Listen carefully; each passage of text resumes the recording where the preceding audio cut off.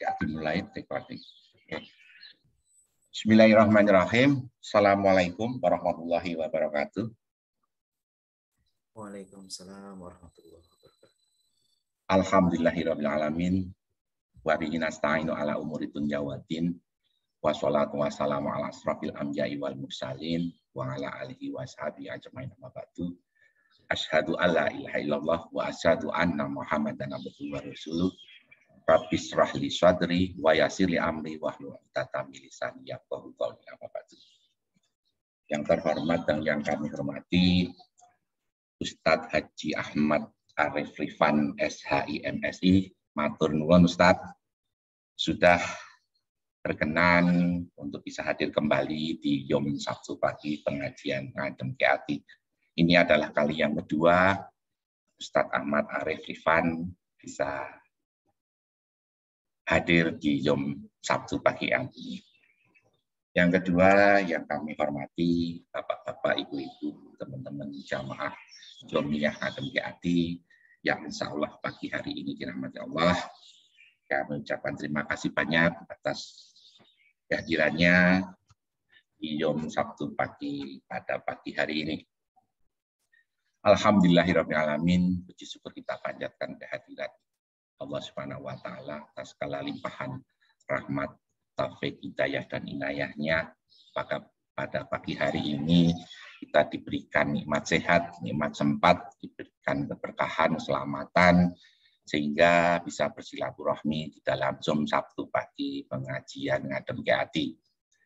Sholawat serta salam tak lupa kita haturkan kepada junjungan kita Nabi Agung Muhammad Shallallahu Alaihi Wasallam beserta keluarga dan seluruh sahabat-sahabatnya yang telah memberikan manfaat dan syafaatnya kita pada umat manusia sampai di hari akhir nanti. Bapak Ibu jamaah Jomiyah Ngadem Keati, marilah pengajian pada pagi hari ini kita buka bersama-sama dengan membaca basmalah. Bismillahirrahmanirrahim. Untuk selanjutnya, monggo dibuka Al-Qur'annya nggih. Kita membaca surat An-Nahl. Surat An-Nahl adalah surat ke-16. Surat An-Nahl kita baca ayat ke-97 sampai ke-110.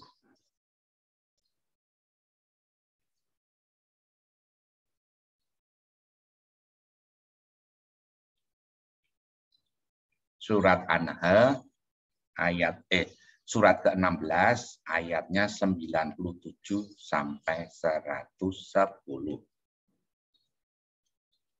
Sudah? Mic-nya boleh dibuka ya, biar kita bisa ngaji bersama-sama. Sudah? Oke, monggo kita baca bersama-sama. A'udzubillahi minasyaitonirrajim. Bismillahirrahmanirrahim.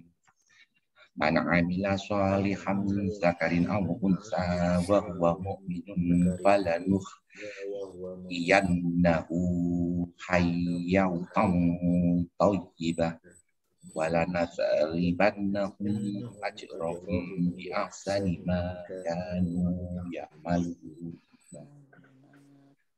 Fa'idha qara'tal Qur'ana fasta'id billahi minasyaitonir rajim.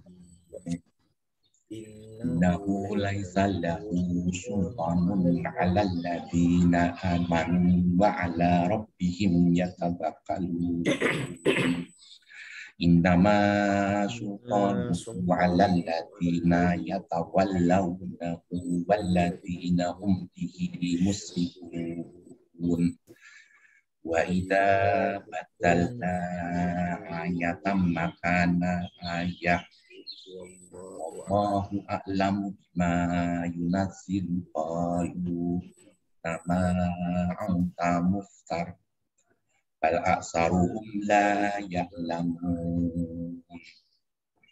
Qul nazzalahu ruhul qudus min rabbika bil haqqi liyuthabbita alladziina aamanu wa hudan wa bushraa lil muslimin. Walaqad na'lamu annahum na'lamu annahum innama yu'allimuhu basar lisanul ladzi yulhiduna ilaihi a'jamiyyun wa hadza lisanun arabiyyun mubin. Innal ladzina la yu'minuna bi ayatillahi la yahdihimullahu wa lahum adzabun alim. Innama yaftaril kadzibal ladzina la yu'minuna bi ayatillah wa ulaika humul kadzibun. Man kafara billahi min ba'di imanihi illa man ukriha wa qalbuhu mutma'innun bil imani walakin man saraha bil kufri sadran fa alaihim ghadabun wa lahum adzabun adzim. Dzalika bi annahum mustahabbul hayatad dunya 'alal akhirah wa anna Allaha la yahdil qaumal kafirin. Ulaika alladzina taba'a Allahu 'ala qulubihim wa sam'ihim wa absarihim wa ulaika humul ghafilun. La jarama annahum fil akhirati humul khasirun. Summa inna rabbaka lil ladzina hajaru min ba'di ma qutilu summa jahadu wa sabaru. Inna rabbaka min ba'diha laghafurur rahim. Sadaqallahul adzim. Alhamdulillahirrahmanirrahim. Terima kasih banyak kepada Bapak Ibu semua. Semoga pagi ini membawa kebaikan dan keberkahan bagi kita semua. Amin. Untuk selanjutnya, monggo Ustadz Ahmad Arif Rifan, waktu kami persilakan. Matur nuwun Ustadz. Assalamualaikum warahmatullahi wabarakatuh. Assalamualaikum warahmatullahi wabarakatuh. Waalaikumsalam. Innal hamdalillah nahmaduhu wa nasta'inuhu wa nastaghfiruh wa nastahdihi wa natubu ilaih wa na'udzu billahi min syururi anfusina wa min sayyiati a'malina. Man yahdihillahu fala mudilla lahu wa man yudlil fala hadiya lahu. Asyhadu an la ilaha illallah wa asyhadu anna Muhammadan abduhu wa rasuluh. Allahumma salli ala Muhammad wa ala alihi wa ashabihi wa man tabi'al huda bi ihsanin ila yaumiddin. Ya ayyuhalladzina amanu taqullaha haqqa tuqatih wa la tamutunna illa wa antum muslimun. Ya ayyuhan nasu taqu rabbakumul ladzi khalaqakum min nafsin wahidah وخلق منها زوجها وبث منهما رجالا كثيرا ونساء واتقوا الله الذي تساءلون به والأرحام إن الله كان عليكم رقيبا يا أيها الذين آمنوا اتقوا الله وقولوا قولا سديدا يصلح لكم أعمالكم ويغفر لكم ذنوبكم ومن يطع الله ورسوله فقد فاز فوزا عظيما وبعد فإن أصدق الحديث كتاب الله وخير الهدي هدي محمد sallallahu alaihi wasallam. Bapak Ibu sekalian semua rahmati Allah, alhamdulillah kita dapat bertemu kembali di majelis ilmu kita ini. Nama majelisnya adalah Ngadem ke Ati dan saya senang dengan nama itu. Dan saya mendapatkan amanah dari guru saya Ustadz Yusuf untuk bisa membersamai Bapak Ibu dalam majelis ilmu Ngadem ke Ati ini. Tema yang saya pilih kali ini adalah hijrah, kronologi peristiwa, ilmu, dan hikmah. Nah, ada beberapa hal tadi sudah saya sampaikan ke Pak Dudi. Insya Allah Bapak Ibu, saya minta izin ini dalam kesempatan ini untuk men-share. Jadi saya menyandarkan kajian saya kepada sebuah kitab. Alhamdulillah ini kitabnya itu adalah Ar-Rahiq Al-Makhtum, sebuah kitab sirah. Jadi tentang sejarah Rasulullah SAW, tentang sejarah Nabi. Kitab ini riwayatnya itu dimulai sekitar tahun 75. Itu terjadi muktamar di Islamabad, Pakistan, untuk membicarakan tentang beberapa persoalan umat Islam. Di antaranya adalah kekhawatiran para ulama saat itu bahwa generasi muda umat Islam di tahun itu, Bapak Ibu bisa bayangkan tahun 70-an itu, tidak mengenal sejarah Islam, terutama sejarah Nabi, sejarah Rasulullah SAW. Nah, di antara hasil dari pertemuan itu adalah merekomendasikan sebuah perlombaan penelitian dan penulisan kembali sejarah Nabi atau sirah. Tentu dengan disiplin ilmu yang memang telah ditetapkan untuk mampu menyusun hal-hal tersebut. Ditunggu selama 1 tahun, nanti diumumkan ke seluruh dunia, ya, ke seluruh dunia Islam maksudnya, tidak terkecuali ke Indonesia. Ditunggu selama 1 tahun naskahnya itu, nanti setelah terkumpul ditunggu dinilai itu sekitar juga 1 tahun, lalu diumumkan. Ternyata dari 5 yang terbaik pertama itu nomor 1 sampai nomor 3 itu bukan dari Arab Saudi, tetapi justru dari India, bukan dari Pakistan ya. Pakistan itu yang nomor 3. Nomor 1, nomor 2 itu para ulama dari India. Nah, yang salah satunya yang terbaik nomor 1 itu dilihat sebagai naskah yang terbaik. Naskah itu judulnya adalah, ini saya share Bapak Ibu nombutan.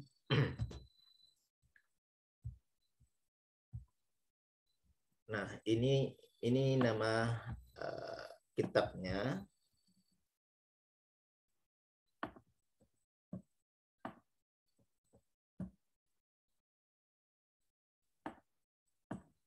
Ar-Rahiq Al-Mahtum, Bahsun fi Sirah An-Nabawiyah ala sahibiha afdhalus salatu wassalam.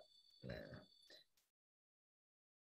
Ar-Rahiq Al-Mahtum ini ditulis oleh Syekh Syafir Rahman Al-Mubarakfuri. Nah, sekarang ini sudah banyak terjemahannya di Indonesia. Tinggal dicari saja kitab sirah karya Syekh Syafir Rahman Al-Mubarakfuri. Nah, sudah dalam bahasa Indonesia sudah banyak. Nah, di antara kelebihan kitab ini disampaikan dalam penilaian itu kan terkumpul ya, ada sekitar lebih dari 80 dalam bahasa Arab, mungkin lebih dari 50 dalam bahasa Urdu, kemudian 20-an dalam bahasa Inggris, kemudian ada 1 dalam bahasa Perancis, 1 dalam bahasa Hausa, dalam bahasa Afrika. Nah, dari penilaian para juri, pentahqiq para ulama saat itu di Rabithah Alam Al-Islami, karya Syekh Syafir Rahman, seorang alim dari India, inilah yang dinilai yang terbaik. Karena tidak terlalu bertele-tele, juga tidak terlalu ringkas, sedang-sedang saja. Dan bahasanya sangat bagus, kualitas bahasa Arabnya, dan juga mudah dipahami sekaligus. Nah, itu yang membuat unik buku ini. Dan sistematika penulisannya, sehingga sampai saat ini para ahli sirah kalau ingin membahas tentang kronologi peristiwa, kan Rasulullah SAW diangkat sebagai Nabi dan Rasul pada usia 40. Jadi kehidupan beliau itu setidaknya terbagi menjadi 2 bagian besar, sebelum diangkat sebagai Nabi dan Rasul, setelah diangkat sebagai Nabi dan Rasul. Sebelum diangkat sebagai Nabi dan Rasul itu yang kita jarang mengetahui banyak, karena itu rentangnya lebih panjang padahal, dari usia 1 tahun sampai usia 40 tahun. Nah, setelah diangkat sebagai Nabi dan Rasul dari usia 40 tahun sampai usia kurang lebih 63 tahun. Nah, secara kronologi, buku itu memiliki keistimewaan. Nah, ini salah satu bagusnya kitab ini. Sehingga ini yang direkomendasikan. Saya menyandarkan salah satu kajian kita itu berdasarkan kitab itu. Begitu pula yang kemarin yang kita bahas tentang perang Mu'tah. Nama majelisnya adalah ngadep ke hati. Tapi tema pertama kita tentang perang. Padahal itu ada pelajaran penting di situ sejatinya. Karena perlu diketahui juga, selama kurun waktu sejak diangkat sebagai Nabi dan Rasul sampai beliau wafat, itu kan dari usia 40 sampai kurang lebih usia 63 tahun. Nah, dalam rentang waktu 23 tahun, justru peristiwa terjadinya pertempuran itu, peperangan itu hanya 9 tahun. Sisanya itu adalah pendidikan, riwayat pendidikan Rasulullah SAW menyampaikan risalah, mendidik begitu, dan bersabar terhadap tekanan, kezaliman begitu. Lalu mencari solusi-solusi yang menghindar sampai benar-benar umat Islam itu dibuat tidak lagi bisa menghindar sampai hijrah itu akhirnya. Nah, disitulah diizinkan oleh Allah akhirnya untuk membela diri. Di dalam surat Al-Hajj itu disebutkan. Udzina lilladzina qutilu bi'annahum zulimu. Diizinkan bagi orang yang telah diperangi itu untuk membela diri karena mereka telah dizalimi. Berapa tahun dizalimi? Itu 14 tahun. Selama 14 tahun. Bahkan yang meninggal pertama kali itu bukan seorang laki-laki, tetapi yang pertama kali menjadi gugur dalam mempertahankan agama ini adalah seorang perempuan bernama Sumayyah. Sejatinya bukan seorang budak juga. Yasir itu ayahnya Ammar, jadi satu keluarga itu disiksa. Yasir itu orang Yaman, datang ke Mekah untuk mencari saudaranya yang hilang. Nggak ketemu lagi. Maka ketika selama mencari itu, akhirnya kok nyaman tinggal di Mekah. Akhirnya tinggal di Mekah. Tapi karena orang asing, dia harus memiliki qabilah, suku yang akan melindungi dia. Nah, dia menyandarkan pada salah satu suku di situ. Nah, akhirnya ketika bertemu dengan Rasulullah, dia, istrinya, dan anaknya itu lalu ketahuan oleh orang-orang musyrik. Dan mereka ini orang asing, nggak punya pelindung. Nah, maka akhirnya mereka dizalimi sedemikian rupa itu, disiksa dan seterusnya. Sampai akhirnya wafat itu semuanya. Nah, baik Bapak Ibu sekalian, semua rahmat Allah, kita masuk ke tema. Kenapa saya membahas tentang tema hijrah kali ini? Jadi begini, saya akan memberikan 3 bagian. Semoga waktu kita cukup. Saya bertanya dulu ke Pak Dudi. Ngapunten Pak Dudi, waktu saya berapa menit ini untuk pemaparan? Biasanya sampai jam 7. Cuma kalau pertanyaannya banyak, nanti bisa mundur, Ustaz. Oh, oke. Saya akan berikan gambaran umum pentingnya hijrah. Ya. Saya peras nanti. Lalu kita bicara setelah itu kronologi peristiwa. Saya kasih sedikit saja highlight-nya, karena Bapak Ibu sudah sering mendengar tentang hijrah.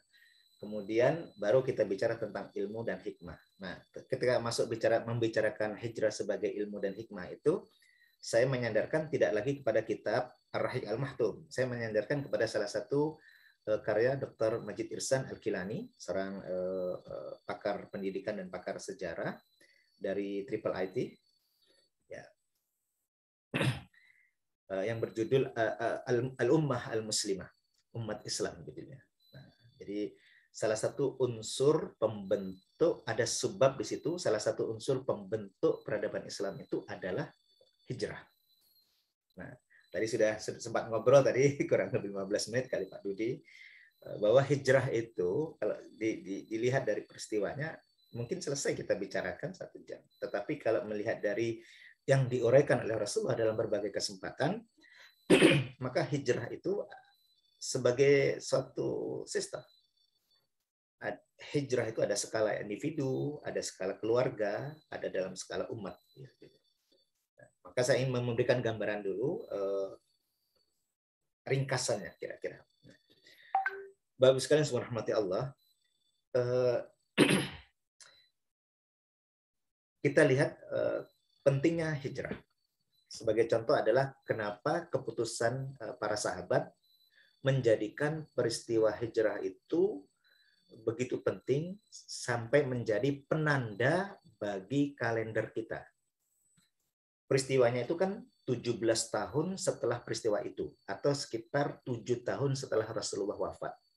Rasulullah Shallallahu Alaihi Wasallam wafat itu tahun ke-10 atau tahun ke-11 setelah hijrah. Ya.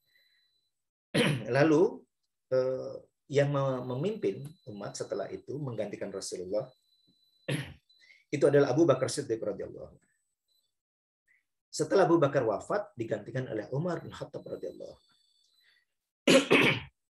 Setelah di masa Umar bin Khattab radhiyallahu anhu sampai dengan itu bangsa Arab dalam konteks ini orang-orang Hijaz ya, itu belum memiliki penanda tahun.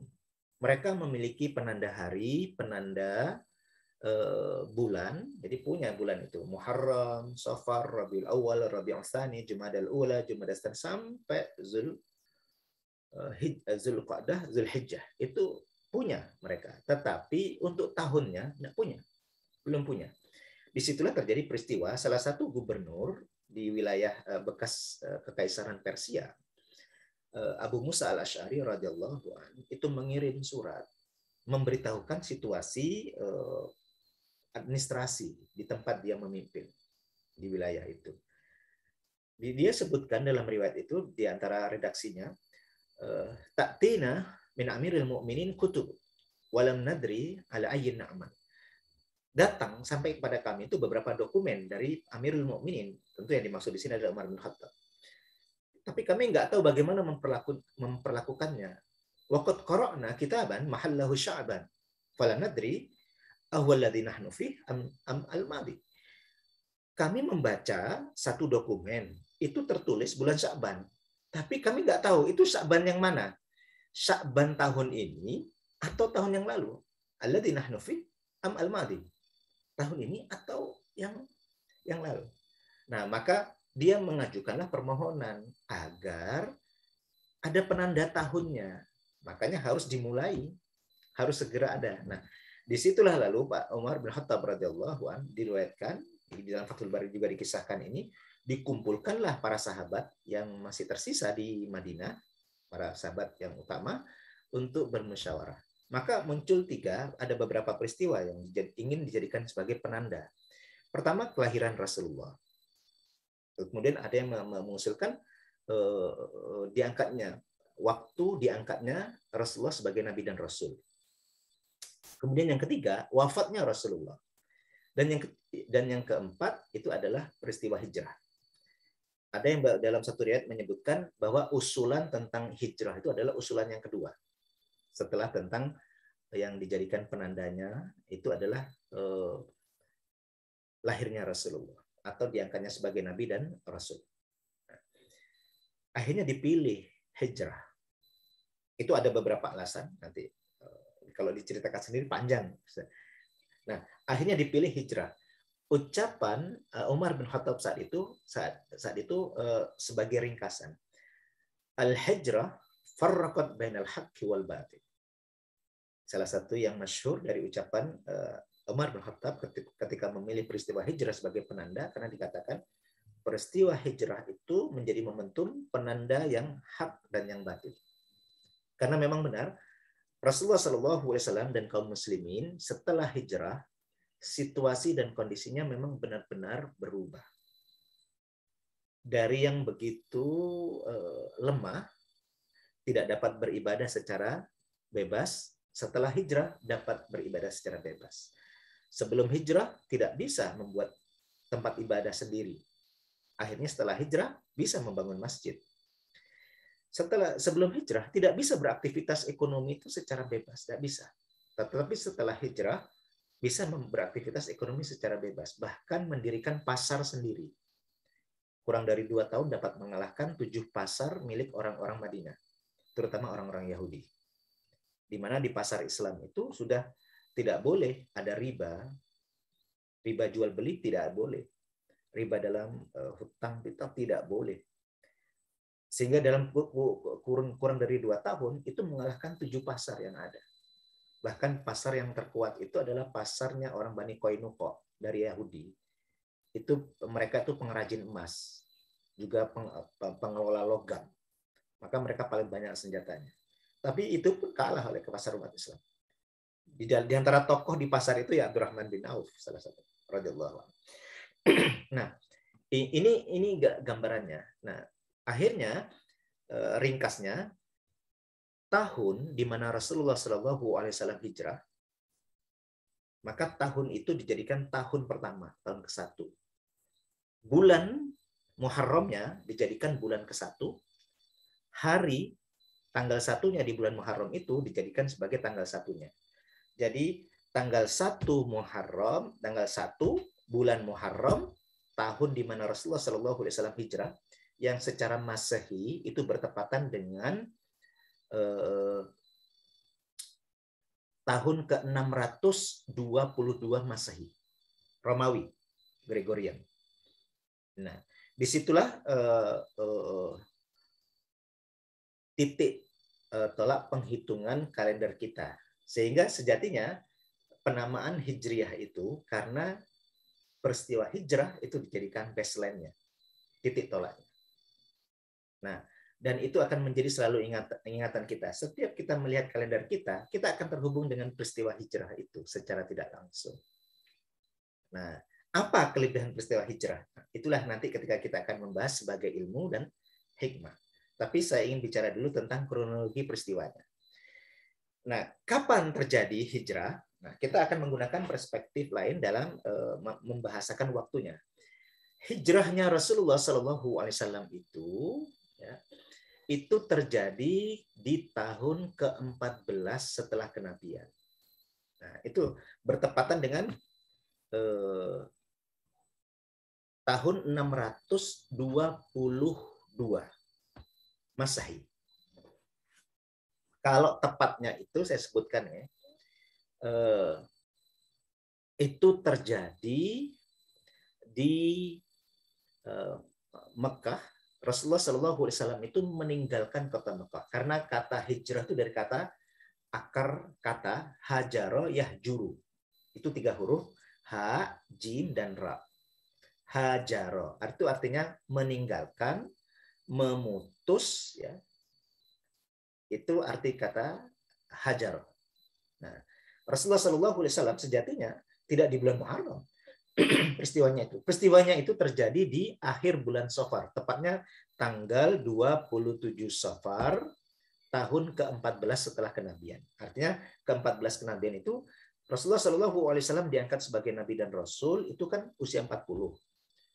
Setelah berlangsung selama 14 tahun.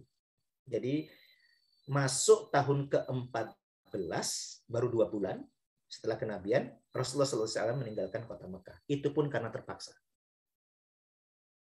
Karena kaumnya terus memusuhinya, dan pagi harinya, kalau kalender Hijriah itu kan dimulai dari tanggal setelah maghrib, gitu. Karena pakai bulan.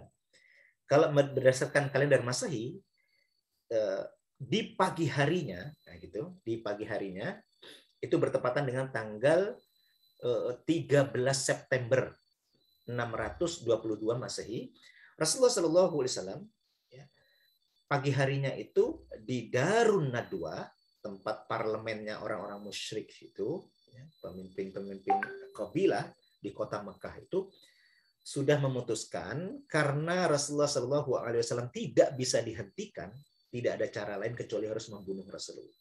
Mereka sudah memutuskan akhirnya, tapi mereka tidak mau sendirian.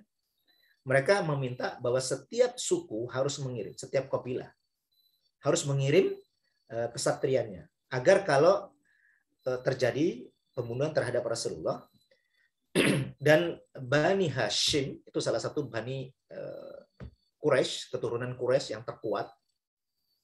Kalau mereka memiliki kesatria-kesatria yang pilih tanding, ya, tidak main-main.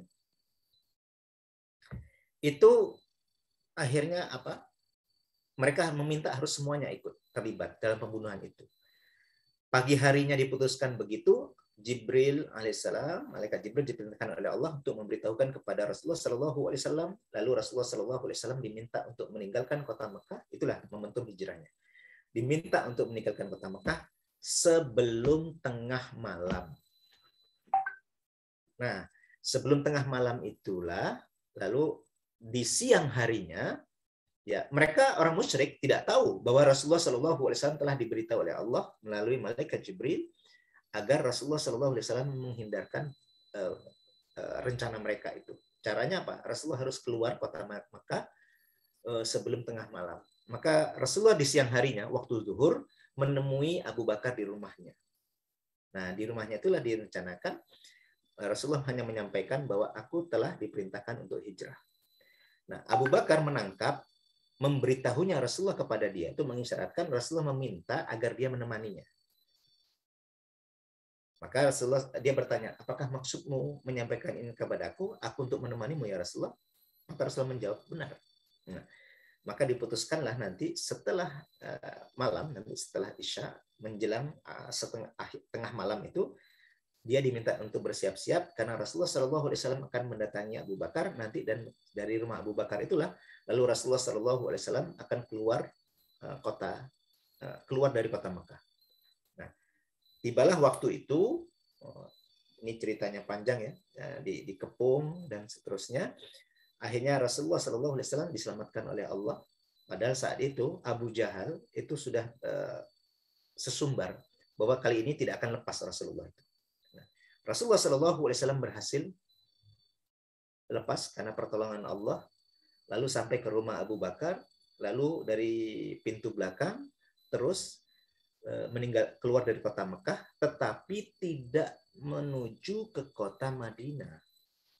Malam hari itu, arah yang dituju oleh Rasulullah, karena Abu Bakar hanya ikut saja, itu adalah Gua Sur. Nah, Gua Sur ini saya tunjukkan rutenya.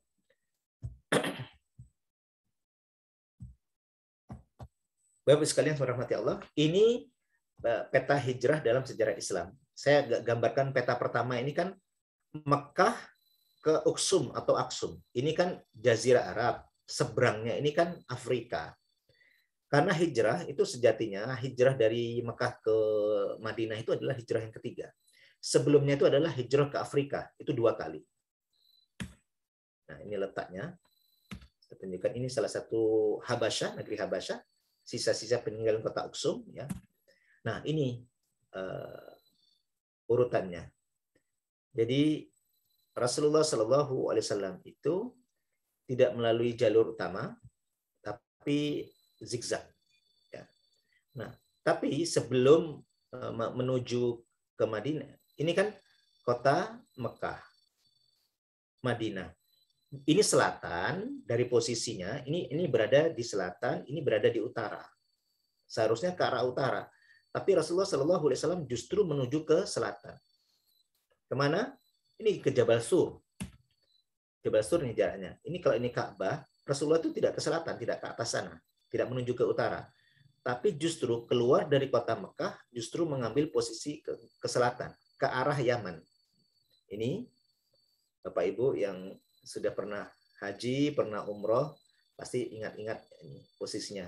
Nah, Gua Sur ini ke sini, ke arah Yaman, kira-kira 5 mil.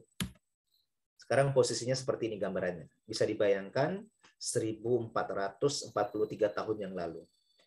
Jauh lebih terjal dan mungkin ya lebih berat medannya. Ini posisinya tinggi, ya, tempat jalannya. Sekarang sudah ada jalannya, sudah lumayan. Kalau dulu di dalam riwayat itu disebutkan, ya, lihat ini bebatuannya sudah agak nyaman untuk dijalani. Nah, tapi ini di puncaknya, nanti turun lagi masuk ke dalam. Nah, inilah di posisi inilah yang nanti ada sarang laba-laba itu. Sehingga ilustrasinya kan begini. Nah, ini ilustrasi saja. Ini gambarannya. Kira-kira di sinilah ini adalah. Nah, di sini ada sarang laba-laba. Sekiranya orang yang berdiri tadi di sini, nah di sini ini melihat ke bawah, nah, ke arah kakinya. Ini saya sudah kelihatan di situ. Tapi di depannya kan ada sarang laba-laba. Cuma mereka fokus ke sarang laba-labanya, tidak mendekat dan melihat ke bawahnya. Di situ ada Rasulullah SAW. Disinilah Rasulullah SAW saya gambarkan peristiwanya, Bapak Ibu.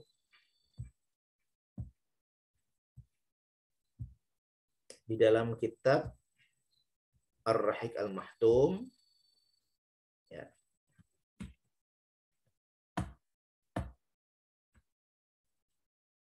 Saya bacakan.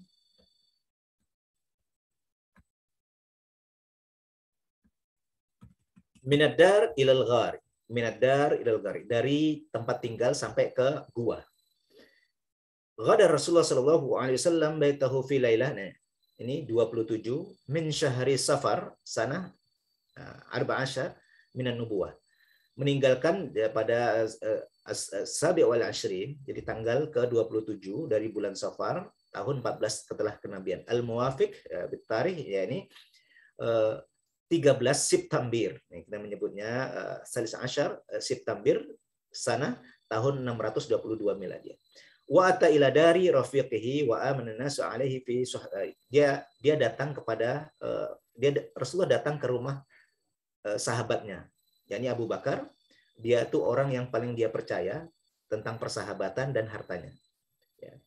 Kemudian mereka berdua meninggalkan sampai menuju sebelum fajar terbit itu mereka menuju ke Gua Sur. Walau maka Nabi Shallallahu Alaihi Wasallam anak Quraisy, ini terus disadari oleh Rasulullah bahwa orang-orang Quraisy akan berusaha untuk mencari beliau. Nah, sampailah ke sini. Idhuma fil ghari. Saya persingkat. Dalam perjalanan itu, Bapak Ibu, dijelaskan dalam di riwayat tadi, Rasulullah Shallallahu Alaihi Wasallam tuh banyak jalannya tuh jinjit, kesannya itu jinjit, ya. Maaf, untuk menghindari jejak kaki itu dibaca.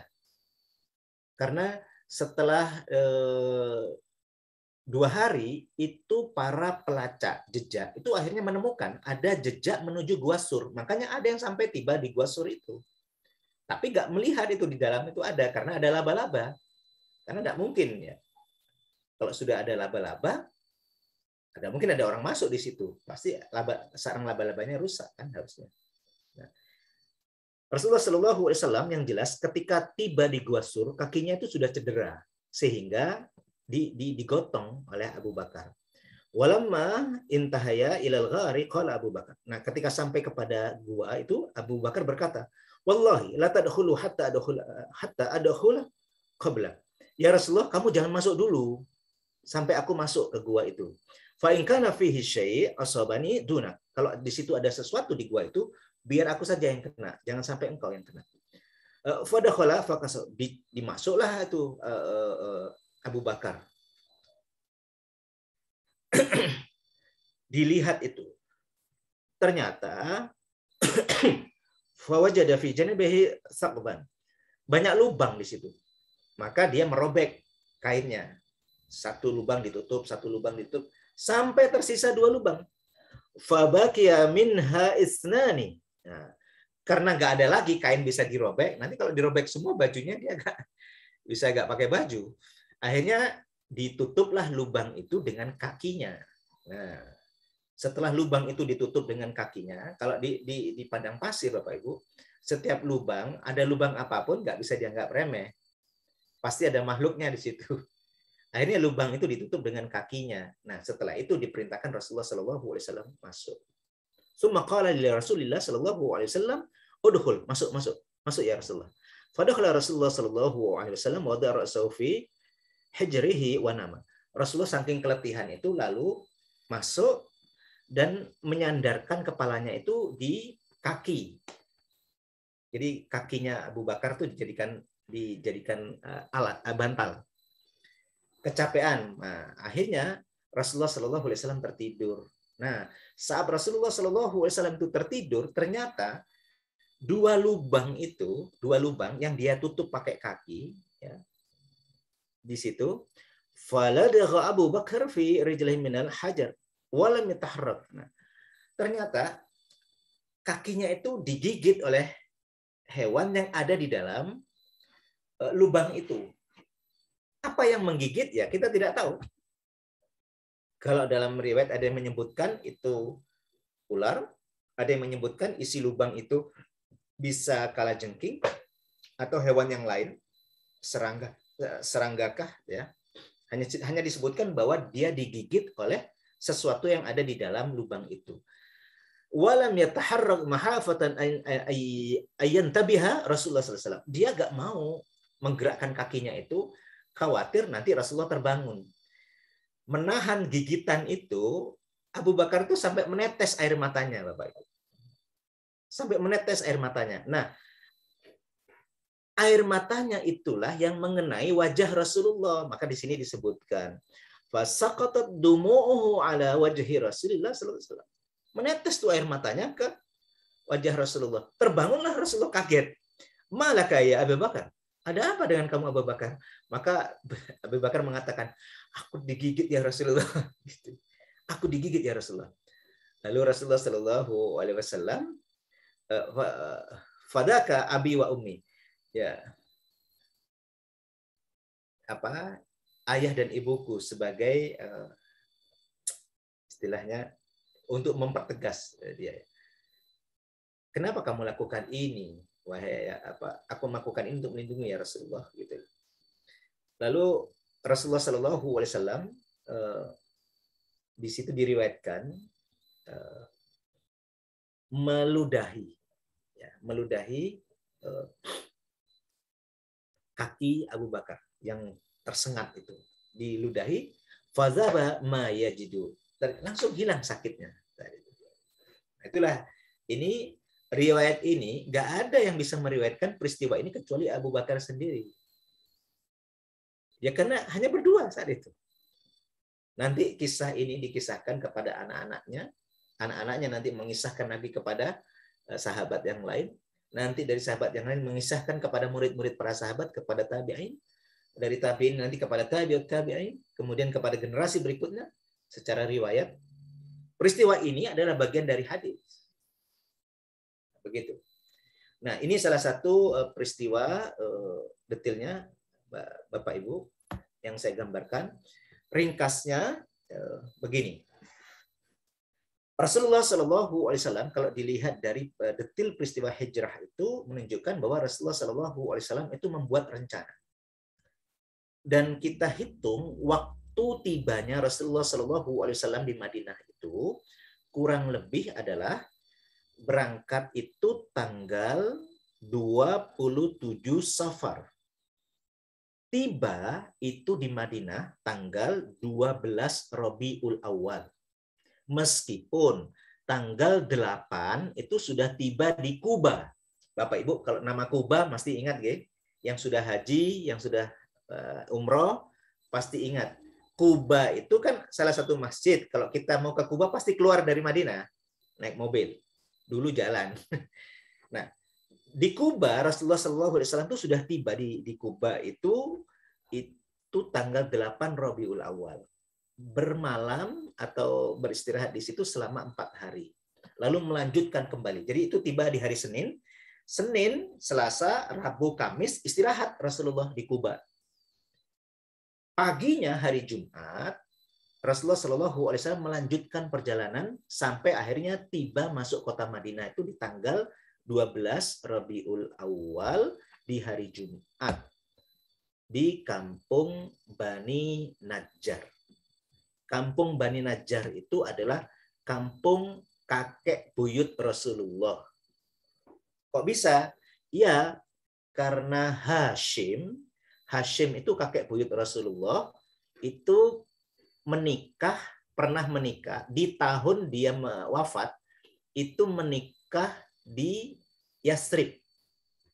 Yang kota Madinah nama dulunya itu Yasrib. Nah, menikah di situ dengan salah satu putri dari kabilah Bani Adi yang bernama Salma.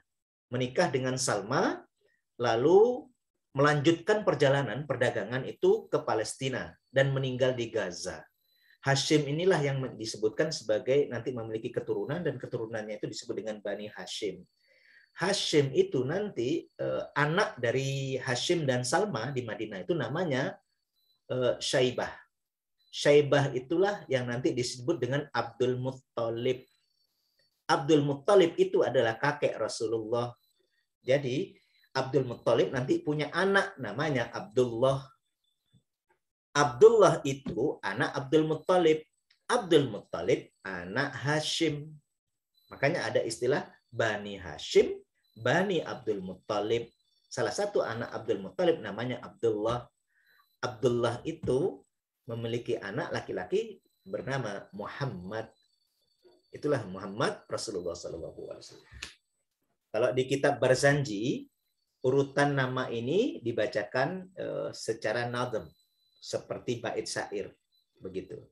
Yang biasanya dibacakan, orang nggak sadar bahwa itu sedang dibacakan. Biasanya kalau Barzanji itu kan dibaca pas maulid. Barzanji itu ketika pas berdiri biasanya itu kan nama, urutan nama kakek Rasulullah. Muhammad bin Abdullah bin Abdul Muttalib, nama aslinya Syaibah bin Hashim. Nama aslinya Amr. Nah, Hashim bin Abdi Manaf. Nah, nanti bin Qusay. Terus ke atas, akhirnya sampai dengan Nabi Ismail alaihissalam. Nah, di dalam kitab sirah itu ada, di dalam kitab Ar-Rafiq Al-Maktum diurutkan nama beliau itu.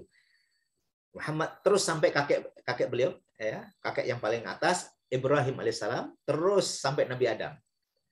Tapi pada bagian di atas, nama-nama di atas Nabi Ibrahim, Azar sampai ke atas itu tidak sepakat ahli nasab itu bahwa itu adalah nama-nama yang benar. Tetapi untuk nama Rasulullah SAW sampai dengan Adnan, itu para ahli nasab sepakat. Karena itu ada dasarnya, ada sebuah hadis Rasulullah SAW, bahwa Rasulullah SAW satu ketika pernah menyebutkan silsilah beliau.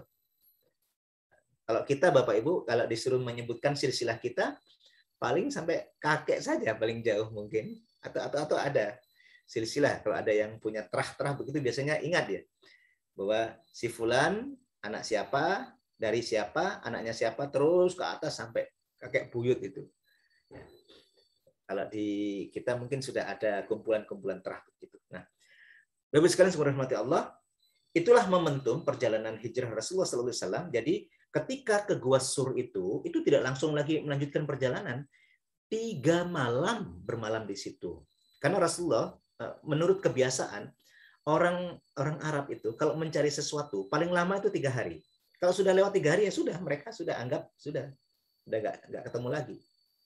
Makanya juga begitu, kalau dalam pertempuran itu, ketika menang, maka tempat dia memenangkan pertempuran, biasanya orang Arab itu akan menempati tempat itu atau stay atau tinggal di tempat itu selama kurang lebih 3 hari. 3 hari itu sebagai penanda. Nah, 3 malam itu ditunggu oleh Rasulullah, dan itu pun menggunakan strategi. Ya, kalau menjelang sore hari itu pembantu Abu Bakar itu menggiring gembalaan kambingnya itu ke dekat Gua Sur, ke wilayah di situ, di bawah kaki Gunung Jabal Sur itu. Ya. Di situ. Untuk apa? Rasulullah dan Abu Bakar memeras susu darinya. Minum gitu. Nanti menjelang subuh, anak Abu Bakar, ya, putra dari Abu Bakar, ya, yang bernama Abdullah, itu akan memberitahu situasi dan kondisi kota Mekah. Mereka sedang sibuk mencari Rasulullah SAW. Nah, ketika pulang, nanti gembalaannya itu disuruh mengikuti jejak Abdullah, sehingga jejak Abdullah itu putra Abu Bakar itu tertutupi oleh jejak binatang ternaknya, hewan gembalaannya itu, sehingga gak ketahuan. Nah, begitu. Nah, setelah 3 malam di situ, Rasulullah SAW melanjutkan perjalanan menuju ke Madinah, itu tidak melalui jalur utama, tetapi selalu menyimpang begitu. Ini kalau diceritakan sendiri menjadi episode sendiri, tetapi tadi saya sudah ringkas begitu. Nah, itu kalau kita bicara kronologi peristiwa dan kita masuk kepada detail-detail peristiwa itu, salah satunya tadi kita harus mengikuti urutan-urutan riwayat yang disebutkan di dalam Ar-Rahiq Al-Maktum. Contohnya, Bapak Ibu. Nah, sekarang kita akan masuk ya gambaran tentang sebagai ilmu dan hikmah.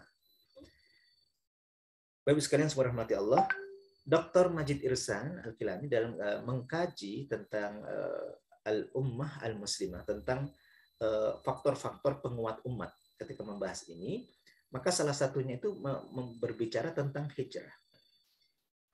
Jika melihat secara keseluruhan, mengambil jarak dan melakukan pembacaan terhadap urutan peristiwa yang terjadi sebelum hijrah dan setelah hijrah, maka itu akan terpampang berbagai peristiwa-peristiwa penting. Nah, disitulah nampak perbedaan. Sebelum hijrah, Rasulullah SAW dan para sahabat tidak dapat menjalankan agama ini dengan leluasa. Selalu diintimidasi, selalu dihalang-halangi, bahkan dianiaya. Bahkan ada yang dibunuh. Rasulullah SAW sendiri sampai dipukuli. Ya. Tidak terkecuali. Bahkan yang paling berat itu salah satunya adalah secara komunitas. Rasulullah SAW dan kaum muslimin itu pernah mengalami boikot selama 3 tahun. Itu boikot total. Aktivitas sosial sama sekali mereka dikucilkan, tidak boleh. Sehingga mengalami kelemahan secara ekonomi dan puncaknya itu di seluruh pendukungnya, termasuk yang masih kafir atau musyrik sekalipun dari kalangan Bani Hashim. Jadi di lembah Bani Hashim ada slide-nya sebenarnya, ada fotonya begitu, letaknya, petanya juga ada. Nanti kesempatan lain saya tunjukkan. Di lembah Bani Hashim itulah Rasulullah SAW itu sampai dengan Ummul Mukminin Khadijah itu tinggal di kemah. Disitulah puncak bahwa kekayaan Ummul Mukminin Khadijah radhiyallahu anha. Jadi Ummul Mukminin itu sangat kaya. Ummul Mukminin Khadijah itu kaya itu sebelum menikah. Sebelum menikah itu sudah kaya. Bani Asad itu banyak orang-orang alimnya, banyak orang-orang hanif, orang-orang lurus. Nggak seperti kebanyakan. Jadi bukan hanya kaya. Keluarga Ummul Mukminin Khadijah itu orangnya sangat cerdas-cerdas, kemudian kaya raya gitu. Kemudian mereka itu hanif, lurus. Salah satunya makanya sepupunya itu adalah Waraqah bin Nawfal yang dimintai pendapat tentang Rasulullah itu yang kedatangan Jibril. Ya, itu kan sepupunya beliau. Jadi investasi itu sampai di luar negeri Bani Sa'ad itu. Jadi bisnisnya itu internasional saat itu. Jadi ke Romawi, ke Persia, Bani Sa'ad itu. Itu kenapa kok bisa tidak kenal secara langsung Ummul Mukminin Khadijah dengan Rasulullah itu ya karena Rasulullah SAW itu sudah bekerja sama ya sudah terkenal dengan bagusnya, dengan kepercayaan amanahnya sudah terkenal. Tapi yang membuat Ummul Mukminin Khadijah itu penasaran adalah begini, seluruh pedagang-pedagang utama ya trader lah, tapi jangan dipahami sebagai trader saham ya. Para pedagang, para pebisnis itu hampir semuanya yang top-top itu sudah bekerja sama dengan Ummul Mukminin, mau bekerja sama. Tapi ada nama yang terkenal dengan kebaikannya, dengan keahliannya, dan sangat muda, tapi kok gak mau datang ke dia, bekerja sama kepada dia. Ternyata Rasulullah SAW itu hanya mau bekerja kepada paman-pamannya. Kenapa? Karena sejak usia 8 tahun, Rasulullah SAW itu sampai usia 25 tahun, kan tinggal di rumah Abu Thalib. Rasulullah SAW saat itu muda, sejak kecil, usia 8 tahun, itu disayang semua sama paman-paman beliau. Termasuk Abu Lahab. Itu disayang Rasulullah. Maka bentuk membalas budi paman-pamannya, Rasulullah SAW itu hanya mau bekerja kepada paman-pamannya.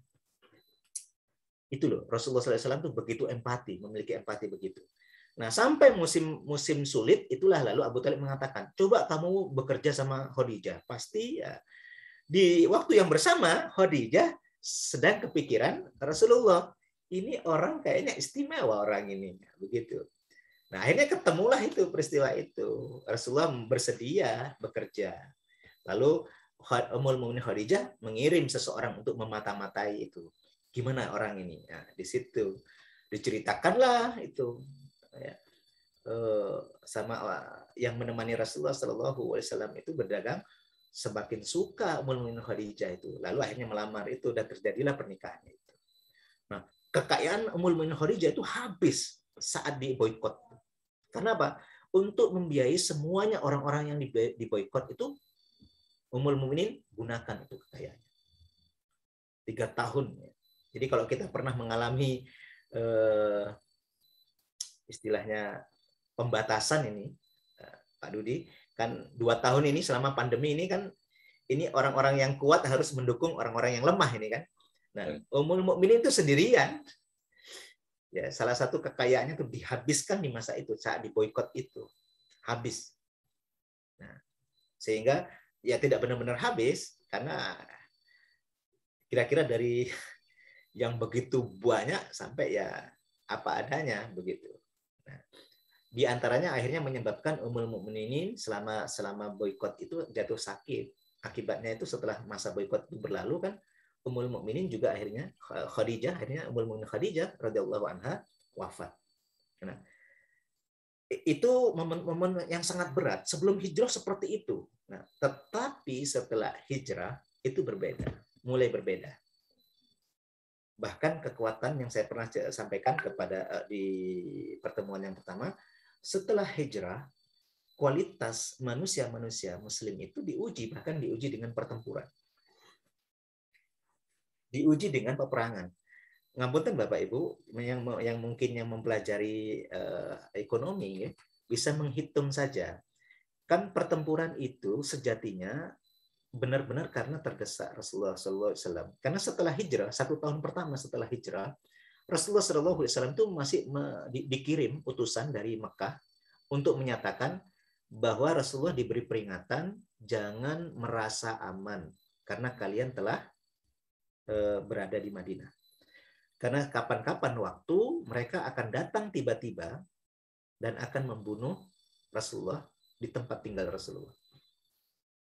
Itu penyampaiannya secara terbuka dan diumumkan untuk memberi peringatan bukan hanya kepada Rasulullah, tetapi kepada seluruh orang yang hijrah. Tapi orang-orang Ansor, sesuai kesepakatan pada saat Bai'ah Aqabah, buat orang-orang Ansor, orang-orang Madinah, akan melindungi Rasulullah SAW selama berada di dalam kota Madinah. Itu yang membuat orang Mekah juga tidak bisa sembarangan melakukan apa yang mereka inginkan. Nah, itu tahun pertama belum. Sampai tahun kedua itu, menjelang Perang Badar itu ada 8 kali insiden. Orang-orang Mekah mengirim perampok untuk merampok binatang ternak milik orang-orang Madinah yang digembalakan di tepi kota Madinah. Lalu orang-orang itu melaporkan kepada Rasulullah. Rasulullah SAW membawa 70 sahabat menunggang onta dan kuda untuk mengejar itu. Tapi akhirnya nggak dapat juga. Nah, sejak itu lalu Rasulullah SAW diriwayatkan setiap malam itu di tahun pertama itu sering tidak bisa tidur malam. Karena apa? Selalu teringat ancaman mereka ini. Sehingga ada seorang sahabat lalu mengikhlaskan dirinya untuk bergantian menjaga Rasulullah SAW di malam hari. Nah, sampai turun ayat bahwa Allah akan menjaga Rasulullah SAW dari orang-orang yang melakukan istilahnya itu menusuk dari belakang atau menyerang Rasulullah saat Rasulullah lengah. Itu tidak akan terjadi. Akhirnya Rasulullah SAW diizinkan untuk membela diri. Nah, sejak itulah kekuatan militer umat Islam itu diuji. Padahal statusnya bergabung itu. Ya orang sipilnya, ya orang militernya, ya itu. Orangnya ya itu juga, gitu, nggak terpisah. Nah, tetapi ujiannya itu kan terbukti, Bapak Ibu. Dalam kurun 9 tahun itu, sejatinya hitungan para ahli tarikh berdasarkan riwayat, pertempuran itu tidak 10 atau 15 kali. Pertempuran itu terjadi kurang lebih 80 kali. Jadi serangan-serangan kecil. Kalau yang Badar, Uhud, Khandaq, Tabuk itu perang-perang besar. Bahkan Mu'tah itu 3.000 menghadapi 200.000 yang saya ceritakan kemarin. Itu urutannya jumlah kaum muslimin selalu lebih kecil. Perang Badar itu 313 sekian, ada yang menyebutkan 319 gitu. Yang dihadapi 1.000 lebih. Rata-rata 1:3. Perang Uhud itu 700, yang dihadapi 3.000. Nanti perang Khandaq itu 3.000, yang dihadapi 10.000. Dikepung kurang lebih dalam 1 bulan. Perang Mu'tah itu 3.000 menghadapi 200.000. Secara nalar susah menerima riwayat ini. Tetapi kan di situ ada penandanya.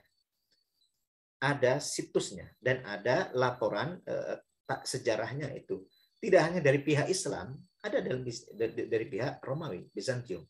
Bahwa mereka tidak pernah berhasil memasuki wilayah Jazirah. Kan kegagalan di perang Mu'tah itu rencananya akan dibayar dalam perang Tabuk. Siapa yang akan turun? Heraklius sendiri, Kaisar Bizantium, Kaisar Romawi Timur. Dia tidak ada yang menghalangi dia menyerang Rasulullah Shallallahu Alaihi Wasallam di Madinah, kecuali musim panas saat itu yang sangat panas. Maka dia menunggu berakhirnya musim panas. Peristiwa perang Tabuk kan begitu. Rasulullah Shallallahu Alaihi Wasallam lalu membawa seluruh kekuatan yang ada, tidak menunggu di Madinah, tetapi menjemput di wilayah utara. Datang itu ke wilayah utara. Tetapi Heraklius kan berpikir, kami saja gak sanggup melewati itu, ini orang di musim panas seperti ini malah dilewati itu. Padang pasir yang panas itu dan ingin bertempur di tempat mereka sedang menunggu. Terpikirkan oleh Heraklius bahwa ini bukan sembarangan, maka dia memutuskan meminta nasihat penasihatnya, diputuskan harus mundur. Tidak terjadi kan perang Tabuk itu. Maka untuk membuktikan kemenangan Rasulullah SAW, Rasulullah SAW lalu bermalam di situ kan. Tradisinya 3 malam. Rasulullah menunggu di situ. Di Tabuk itu. Ternyata nggak datang Heraklius itu. Nah, itulah menjadi momentum peristiwa berita itu tersebar ke seluruh jazirah.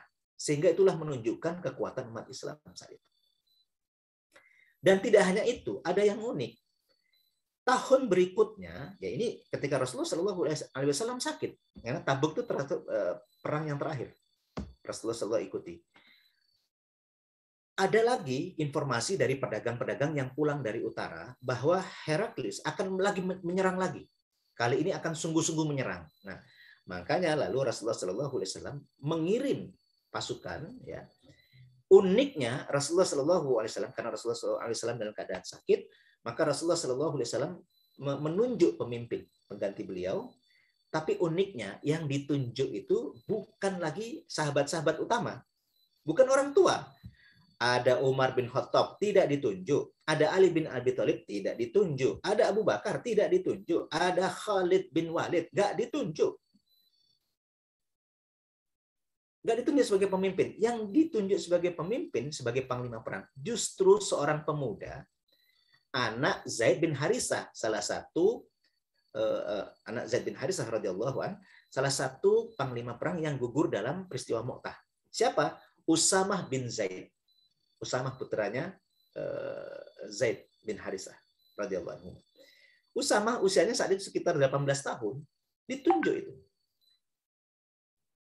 Itu oleh para ahli sejarah, lalu dibaca saat ini rentetan peristiwa itu sejatinya hanyalah sebagian dari peristiwa-peristiwa yang kesehariannya terjadi di Madinah dalam kurun waktu 9 tahun. Karena setiap momentum ternyata itu adalah peristiwa penting di Madinah.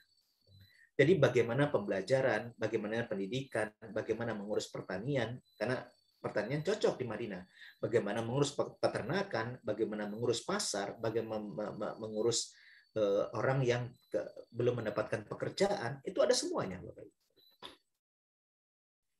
Cuma momentum-momentum besar yang dicatat itu dalam peristiwa-peristiwa pertempuran itu menunjukkan kualitas manusia Muslim yang sudah berbeda dari sebelumnya. Inilah yang disebutkan, mereka menjadi benar-benar mampu. Ya. Rasulullah SAW bisa memaksimalkan setiap keistimewaan dari sahabat-sahabat beliau. Ada yang sangat kuat hafalannya. Ya, ini pernah saya ceritakan. Anak kecil mau ikut perang Badar, lo kok tingginya sama dengan pedangnya? Kan ada 3 orang disortir itu, kedapatan itu. Nah, sini, disuruh kembali, nangis anak-anak ini. nangis. Di situ ternyata ada Zaid bin Sabit radhiyallahu anhu. Zaid bin Sabit ini masih kecil usianya. Nah, dia punya kelebihan, hafalannya bagus. Nah, ketahuanlah nanti selesai perang Badar, Zaid bin Sabit ini dibawa lagi oleh ibunya. Ya Rasulullah, sesungguhnya anakku ini memiliki kelebihan. Nah, salah satunya dia kuat hafalannya, maka ditunjukkan hafalannya di hadapan Rasulullah. Mendengar bacaannya, maka Rasulullah SAW senang, menyukainya. Dan ibunya menyerahkan kepada Rasulullah agar anak ini membantu apa saja yang mau dibantu kepada Rasulullah. Akhirnya Zaid bin Sabit inilah ya yang dijadikan sekretaris. Karena Zaid bin Sabit meskipun kecil sudah bisa baca tulis. Di saat bangsa Arab secara umum saat itu tidak terlalu memiliki kemampuan membaca dan menulis. Itulah menjadi sekretaris pertama Rasulullah SAW dalam konteks sekretaris pribadi. Penulis wahyu juga. Dan Rasulullah SAW pun nanti memberi amanah kepada Zaid bin Sabit untuk mempelajari bahasa Yahudi, bahasa Ibrani. Setelah itu belajar bahasa Persia. Setelah itu belajar bahasa Romawi. Itulah mengapa Rasulullah akhirnya bisa mengirim surat. Jadi itu detail-detail peristiwanya. Jadi Romawi nggak dikirim surat bahasa Arab, ada terjemahannya, gitu. Ada di dalam bentuk teks Arabnya, ya, dan ada yang menerjemahkan ini Zaid bin Sabit radhiyallahu anhu. Sehingga nanti dialah yang paling muda. Kenapa ditunjuk sebagai panitia pengumpulan Al-Quran untuk dikumpulkan dalam mushaf? Karena Zaid bin Sabit itu adalah orang yang mendengarkan bagian terakhir dari riwayat saat Rasulullah SAW di bulan Ramadan terakhir. Ketika Jibril di tahun itu selama 20 hari itu melakukan ulangan terhadap hafalan Rasulullah SAW. Zaid bin Sabit. Maka Umar bin Khattab memilih dia. Pertama yang dipilih, satu, karena engkau muda. Dan engkau ingatannya kuat. Muda, hafalannya paling bagus. Maka engkau harus memimpin panitia ini. Nah, begitu. Setiap ayat itu harus ada saksinya. Saat dia mendapatkan ayat itu, siapa saksinya? Nah, itu sangat kompleks dan sangat rumit. Tidak mudah saat itu. Tetapi bagi para sahabat, itu sesuatu yang kebiasaan. Karena Al-Quran mereka baca setiap hari, dan mereka selalu berupaya mengamalkannya setiap hari. Maka amalan mereka, ya Al-Quran itu. Itulah kira-kira gambarnya. Sehingga ketika menghafalnya, ya karena amalannya. Kenapa beramal? Ya karena hafalannya. Karena hafal, karena diamalkan. Nah, begitu. Baik Bapak Ibu. Nah inilah menjadi gambaran. Kalau dibaca secara keseluruhan, hijrah membuat perbedaan. Nah inilah lalu yang secara ringkas ditarik kesimpulan bahwa hijrah salah satu pembentuk peradaban Islam. Nah, dalam momen-momen tertentu Rasulullah SAW itu memberi pemahaman tentang hijrah yang berbeda dengan pengertian meninggalkan kota Mekah dan menuju kota Madinah. Tidak selalu seperti itu. Makanya ketika setelah kembali di tahun ke-5 di tahun kembali melakukan penaklukan ke kota Mekah itu tahun ke-8 ya. Rasulullah SAW saat itu kan bersabda, la hijrata ba'dal fathi. Tidak ada lagi hijrah setelah kemenangan ini. Maksudnya Rasulullah SAW kembali ke kota Mekah dan menaklukkan kota Mekah. Rasulullah bersabda, la hijrah, tidak ada lagi hijrah. Maksudnya meninggalkan kota Mekah menuju Madinah sudah tidak ada lagi. Ya. Walakin jihadun wa niyah. Wa idza istaghfartum faghfiru. Yang tersisa adalah perjuangan dan niat-niat baik. Oleh karena itu, kalau kalian diminta untuk meninggalkan tempat tinggal kalian demi tujuan-tujuan baik dan demi perjuangan untuk menegakkan kebenaran agama ini, maka kalian harus berangkat. Jadi menuntut ilmu terhitung jihad, terhitung hijrah. Ngapunten, Pak Dudi aslinya orang pundi Pak Dudi? Jogja, Ustaz. Oh, Jogja ya. Kota gede. Kota gede. Kalau seperti saya saja saya contohkan. Saya itu asli orang orang Jember. Asli keluarga saya asli Sidoarjo. Lalu saya ke Jogja dalam rangka niat-niat baik untuk menuntut ilmu. Nah, itu bagian dari hijrah, gitu. Itu bagian dari hijrah. Tetapi ada momentum Rasulullah SAW dalam momentum yang lain mengatakan hijrah itu maknanya begini. Tadi itu riwayat Bukhari, ya. Kalau yang saya bacakan ini riwayat Muslim. Al-muhajiru man hajara ma'anallah. Orang yang berhijrah itu adalah orang yang meninggalkan apa-apa yang dilarang oleh Allah. Nah, dari berbagai ayat, dari berbagai hadis, maka para ulama itu mengurutkan itu. Hijrah sebagai kronologi peristiwa untuk khusus seperti peristiwa hijrahnya Rasulullah, itu adalah pelajaran tersendiri. Tetapi dari yang dijelaskan oleh Rasulullah SAW dan pembacaan secara umum terhadap dampak-dampak hijrah, maka para ulama menjadikannya sebagai ilmu tersendiri. Bahwa hijrah merupakan salah satu unsur pembentuk peradaban kita. Dalam skala individu, seorang muslim itu dapat membentuk keutuhan kediriannya sebagai muslim itu dengan cara hijrah. Apa detailnya? Meninggalkan semua yang dilarang Allah. Itu titik tolaknya. Jadi berhenti melakukan semua yang dilarang oleh Allah, itu sudah titik hijrah skala individu. Kalau itu dilakukan oleh skala keluarga, maka itu adalah hijrahnya dalam skala keluarga. Kalau itu dilakukan dalam skala umat, kita mampu menggerakkan umat ini untuk berhenti melakukan sesuatu yang dilanggar oleh Allah.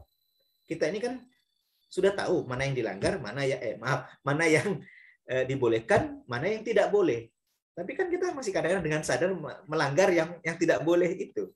Tapi begitu kita berhenti, kita hijrah. Dalam skala individu, dalam skala keluarga, dalam skala umat. Konsekuensinya, insya Allah sama.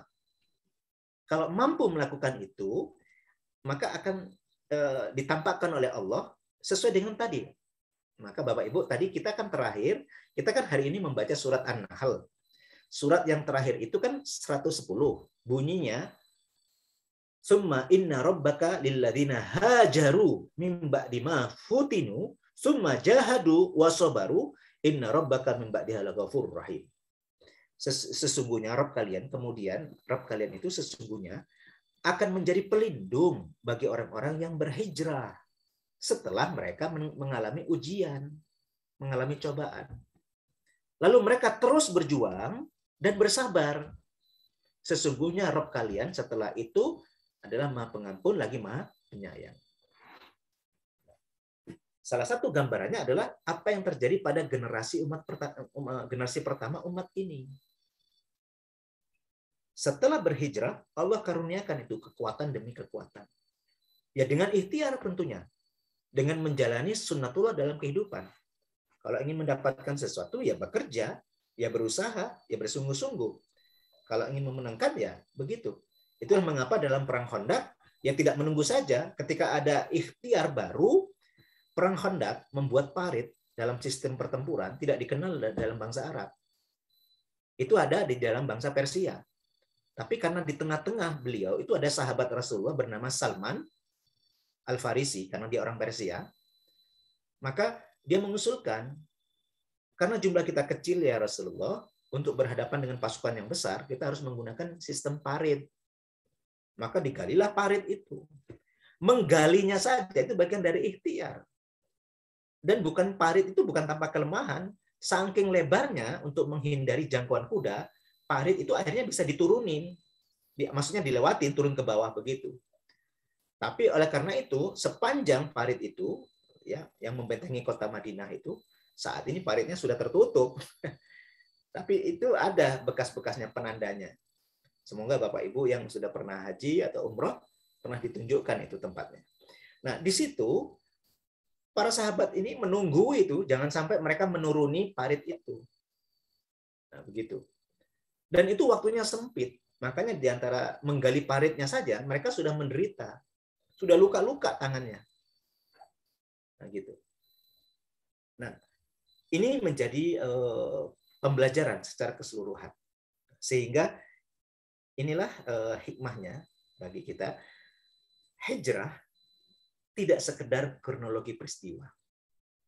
Hijrah tidak sekedar urutan-urutan kisah itu, tidak.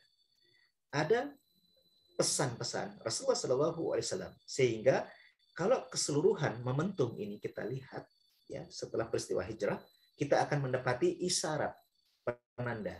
Bagaimana tadi ayat tadi 110 dan di ayat-ayat yang lain, ya, tentang bagaimana karunia Allah diberikan kepada orang-orang yang berhijrah, ya, itu menjadi pelajaran bagi kita bahwa hijrah merupakan salah satu unsur pembentuk peradaban Islam. Karena kalau melihat apa yang terjadi, itu kebanyakan momentumnya adalah dalam skala umat. Kekuatan dapat membangun tempat ibadah tersendiri, dapat membangun ekonomi dengan membangun pasar itu sendiri, dapat membangun kekuatan militer sendiri, dapat membangun menata kehidupan sosial sendiri, itu setelah hijrah semuanya. Kekuatan politik kan diisyaratkan dengan Rasulullah SAW membuat perjanjian. Nah itu semuanya. Rasulullah SAW mengirim surat ke Kaisar Romawi dan ke Kaisar Persia. Itu kan setelah hijrah. Nah, inilah dijadikan gambaran, maka tidak heran generasi pertama umat ini memilih penanda waktu itu adalah peristiwa hijrah. Sehingga kalender kita disebut dengan kalender hijrah. Sehingga kalau melihat hari-hari kita itu adalah hari-hari optimis, hari-hari beranjak kepada sesuatu yang menjadi lebih baik, lebih kuat, ya, dan seterusnya. Nah, semoga ini dapat diterima dan dapat dipahami oleh Bapak Ibu sekalian pada materi kita pada kesempatan kali ini. Dan sekali lagi semoga materi ini kembali kepada kita semua sebagai ilmu dan bermanfaat. Aqulu qouli hadza, mungkin sementara itu saya cukupkan Pak Dudi karena ini sudah 1 jam. Mungkin membuat Bapak Ibu juga menunggu. Aqulu qouli hadza, saya cukupkan. Monggo saya kembalikan ke Pak Dudi jika ada pertanyaan. Alhamdulillahirrahmanirrahim. Jazakallah khairan katsir.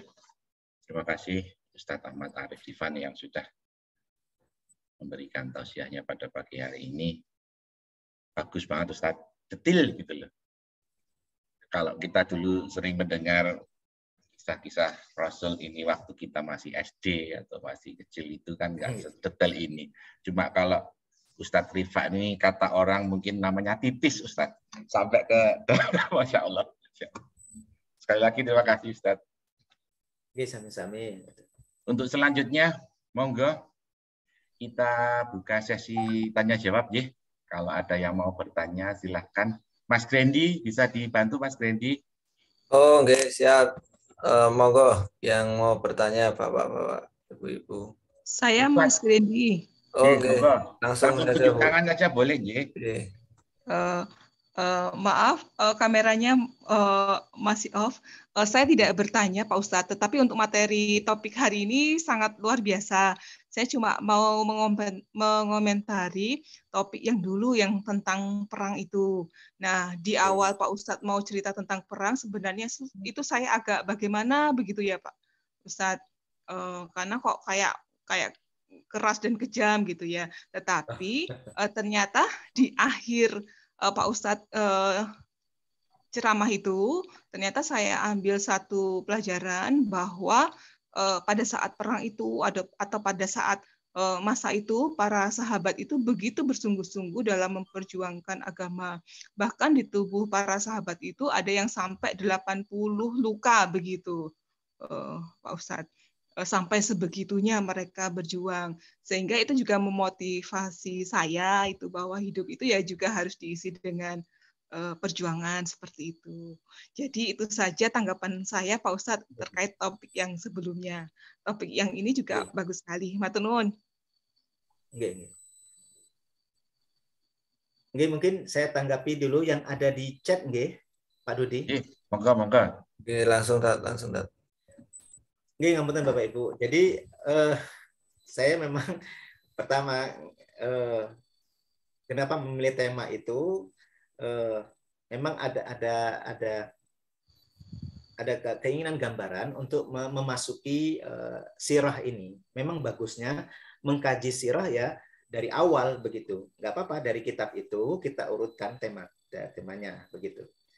Tetapi pengenalan tadi dari Bu Vivi itu saya menyampaikan itu bukan untuk melihat bagaimana, karena memang kesannya kan perang begitu. Nah, karena sejatinya peristiwa perang Mu'tah itu ada latar belakangnya. Latar belakangnya itu adalah sebuah perjanjian damai yang disepakati oleh Rasulullah SAW dan orang-orang musyrik untuk berdamai selama 10 tahun. Tidak boleh ada pertempuran. Di masa damai itulah dimanfaatkan oleh Rasulullah untuk mengirim surat kepada para penguasa. Karena itu tugas risalah Rasulullah. Menyampaikan surat, ajakan untuk menerima Islam. Karena itu perintah Allah. Surat itu kepada beberapa orang. Kepada Kaisar Romawi, kepada pemimpin di wilayah-wilayah yang dikuasai oleh Romawi, ya, semacam gubernur atau kabilah-kabilah tertentu yang memegang wilayah di bawah kepemimpinan masih di bawah pengaruh Kekaisaran Romawi. Nah, di wilayah Ghassan, nah, pembawa surat Rasulullah SAW, pembawa suratnya itu diborgol, diseret, lalu surat Rasulullah itu dirobek, lalu utusan Rasulullah SAW itu dihukum mati. Nah, di zaman itu membunuh utusan diplomatik itu sama saja mengumumkan perang. Ya. Maka Rasulullah SAW lalu mengirim pasukan adalah untuk menghukum Syurahbil namanya. Pelakunya itu salah satu penguasa di wilayah Ghassan. Syurahbil itu yang dituju oleh Rasulullah. Makanya Rasulullah SAW dalam wasiat beliau, kalau di dalam kitab Ar-Rahiq Al-Maktum disebutkan detailnya. Pertama, pasukannya itu diminta untuk berangkat dengan niat lillah, bismillah. Kedua, bahwa mereka berangkat adalah fisabilillah, untuk menegakkan hukum atas penganiayaan terhadap utusan diplomatik Rasulullah. Kemudian yang ketiga, kata Rasulullah, setiba di sana nggak boleh menyerang. Diseru dulu agar mereka mau menerima Islam. Kalau mau menerima Islam, kesalahan mereka dihapuskan. Kemudian yang keempat, tidak boleh membunuh anak-anak, tidak boleh membunuh orang tua, tidak boleh menyerang, membunuh, ya, menyerang dan membunuh anak-anak, orang tua, perempuan, tidak boleh. Ada. Jadi sebelum semacam apalah kita menyebutnya sekarang ini, ya, ada sebuah istilah itu. Kalau dalam pertempuran nggak boleh melakukan ini nih. Rasulullah SAW telah melakukan itu. Tidak boleh merusak tanaman, tidak boleh merobohkan gedung, nggak boleh. Ada di dalam Ar-Rahiq Al-Maktum riwayat itu dibacakan. Semuanya nggak boleh. Nggak boleh menyerang orang yang berada di tempat-tempat ibadah, nggak boleh. Nah, dengan itulah mereka artinya tidak berangkat ke sana hanya untuk menghukum seorang, Syurahbil namanya. Tidak menghukum masyarakatnya, Syurahbil pemimpinnya yang melakukan penganiayaan terhadap utusan Rasulullah atau utusan diplomatik Rasulullah. Nah, itulah latar belakang terjadinya peristiwa itu. Adapun kejadiannya lalu ternyata para sahabat itu, Syurahbil itu takut. Dia meminta bantuan 4 kabilah. Dengan kabilahnya itu terkumpul 5. Masing-masing kabilah itu akhirnya dari masing kabilah terkumpul akumulasinya sekitar 100.000. Belum cukup, dia meminta bantuan Kekaisaran Romawi, dikirim di situ. Selama ada di wilayah Syam, di wilayah utara itu, pasukan Romawi berani. Tapi kalau sudah masuk ke wilayah Jazirah, di tengah-tengah, mereka nggak berani. Karena mereka tidak biasa bertempur di iklim seperti itu. Nah, di situlah peristiwa Mu'tah itu akhirnya latar belakangnya. Nah, kalau yang nanti misalnya kita bahas, tentu sejatinya hampir bagaimana Rasulullah SAW memberikan pelajaran sehari-hari itu banyak sekali pelajaran. Baik, kita itu yang untuk Bu Vivi ya, matur nuwun sangat atas tanggapannya. Matur nuwun, Pak. Kemudian untuk yang pertama dari Bu Rana, bagaimana ya Ustadz kalau kita sudah berhijrah tapi masih kurang istiqamah? Nah, Rasulullah SAW pun pernah mengalami pertanyaan dari para sahabat. Pertanyaannya itu unik, Bapak Ibu. Jadi para sahabat itu bertanya begini, ya Rasulullah, bagaimana caranya ya kami ini? Kalau kami di hadapanmu ya Rasulullah, kami itu seakan-akan melihat surga dan neraka, itu nyata di hadapan kami, kelihatannya itu. Jadi kalau bersama Rasulullah mereka menjadi lurus begitu, menjadi istiqamah. Tetapi kalau kami jauh darimu ya Rasulullah, kami merasa kami sering lupa gitu. Bagaimana supaya membuat kami itu istiqamah?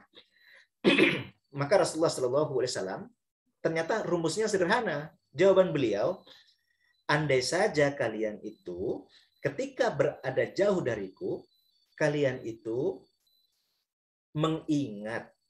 Sekali lagi, kata-kata kuncinya itu mengingat. Mengingat bahwa kalian seakan-akan kalian berada di hadapanku. Memang harus, itulah yang dikatakan harus kita kuatkan kesadaran kita bahwa kita senantiasa ada di atas kebenaran. Oh iya, saya ini seorang Muslim, saya harus selalu ingat bahwa saya harus mempertanggungjawabkan semua yang nampak dari saya karena ini akan disaksikan oleh orang. Keislaman saya itu misalnya. Itu harus ada ingatan itu. Itu salah satu tipsnya dari Rasulullah SAW. Dan diingat kelebihannya. Kalau kelebihan istiqomah itu tidak hanya sekedar dapat dari amal solehnya. Di dalam surat Al-Hujurat disebutkan, innal ladzina qalu rabbunallahu tsumma istaqamu. Sesungguhnya orang-orang yang berkata bahwa Rabb kami adalah Allah, lalu mereka beristiqamah, tatanazzalu alaihimul malaikatu alla takhafu wa la tahzanu. Akan turun ya, Allah Subhanahu wa taala itu akan mengutus malaikat. Dia secara tidak langsung itu mengatakan kepada kita, ya orang yang istiqomah nggak sadar karena belum bisa melihat malaikat.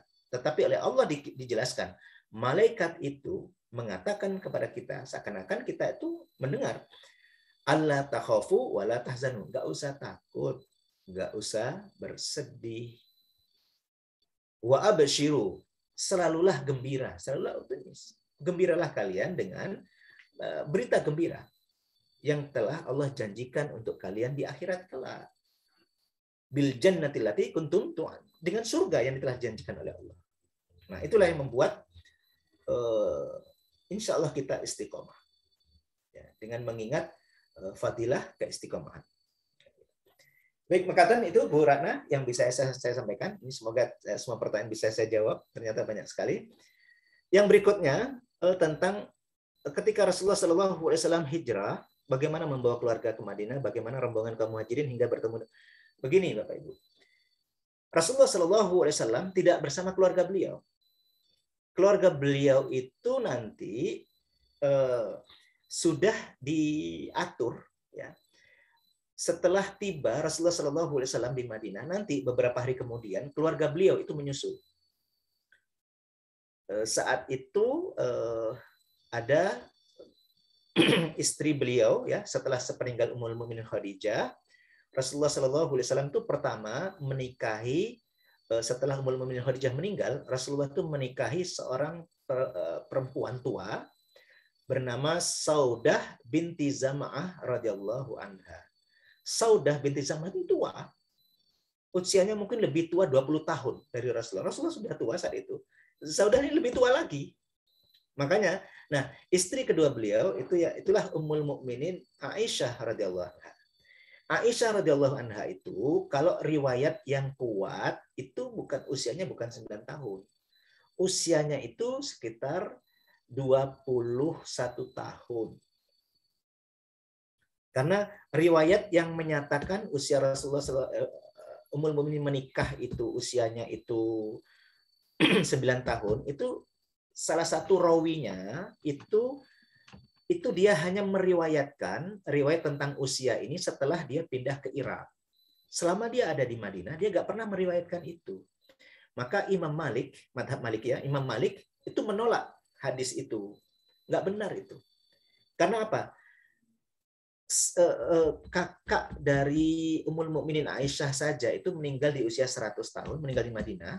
Itu lebih tua, kira-kira 10 tahun saja. Nah, diperkirakan usianya nanti ketika dia, semua anak-anak Abu Bakar itu lahir di masa jahiliyah. Jadi sebelum diangkatnya Rasulullah SAW sebagai Nabi dan Rasul. Nanti akumulasi penghitungan ini itu menyimpulkan, ya, detailnya nanti pada kesempatan yang akan datang saya detilkan, saya bacakan riwayatnya juga dan di mana kritik para ahli hadis dan ahli sirah untuk riwayat ini.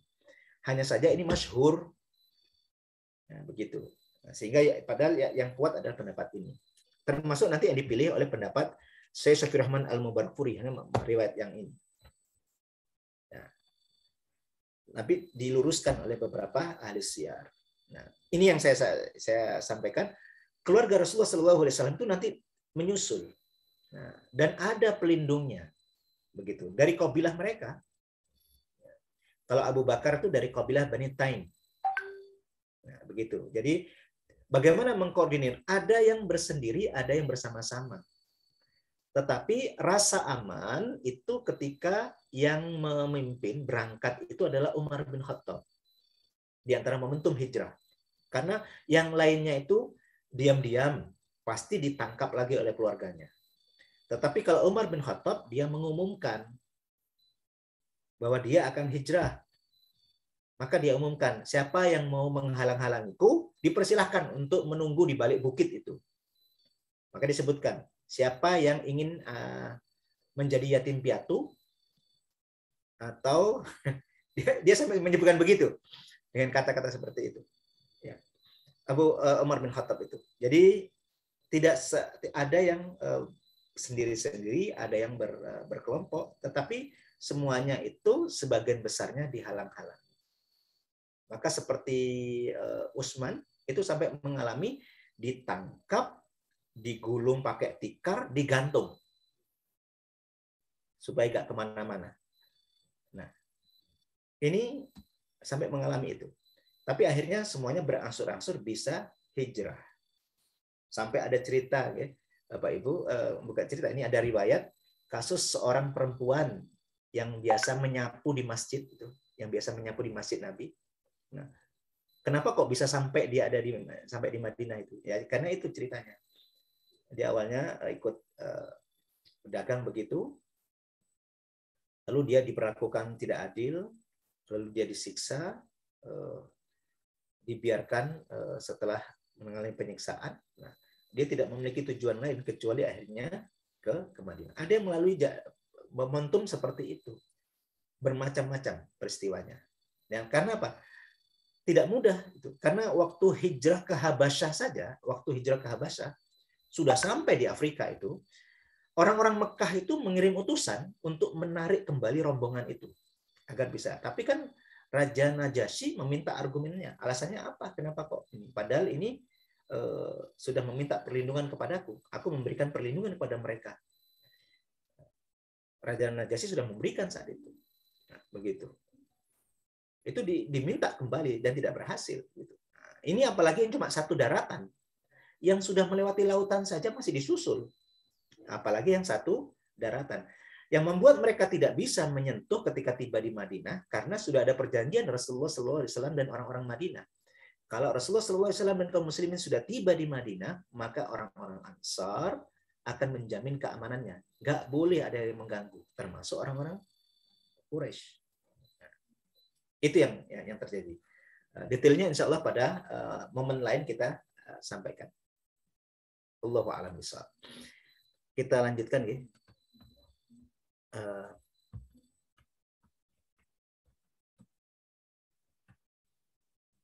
Di luar tema hijrah, pertanyaan saya tentang zaman kelahiran Rasulullah SAW. Dulu itu tradisinya di sana itu ada ibu susu. Itu dasarnya apa, J? Soalnya kalau saya pikir sebagai seorang ibu yang baru melahirkan bayi itu inginnya menyusui bayinya sendiri, teman-teman. Oke. Jadi kita kan tidak bisa memandang suatu kultur, suatu kebiasaan tertentu di bangsa tertentu, di waktu-waktu tertentu, dengan momen dan situasi dan kondisi tertentu. Kita kan tidak bisa menjudge seperti itu. Di zaman dulu di Arab, di Jazirah Arab, salah satu tradisinya itu adalah kenapa sampai ada hukum tentang saudara sesusuan dan sebagainya. Nah, jadi memang ini berangkat dari awalnya bagaimana kalau ibu yang melahirkan itu meninggal dunia. Maka wanita-wanita hamil, wanita-wanita yang juga baru memiliki anak, kan itu yang terpanggil dalam suku itu, kabilah itu. Karena apa? Di Jazirah Arab itu kan iklimnya sangat ekstrim. Panas, sangat panas sekali, kadang dingin, sangat dingin sekali. Nah, alam itu kan membuat manusia yang hidup di permukaannya itu harus menyesuaikan. Sehingga hidup berkelompok itu sangat penting. Nah, di antara sistemnya itu adalah mempertahankan hidup. Di antaranya ya itu. Bagaimana kalau seorang anak yang akan melanjutkan generasi berikutnya itu ibunya meninggal, siapa yang akan memberi dia bertahan itu?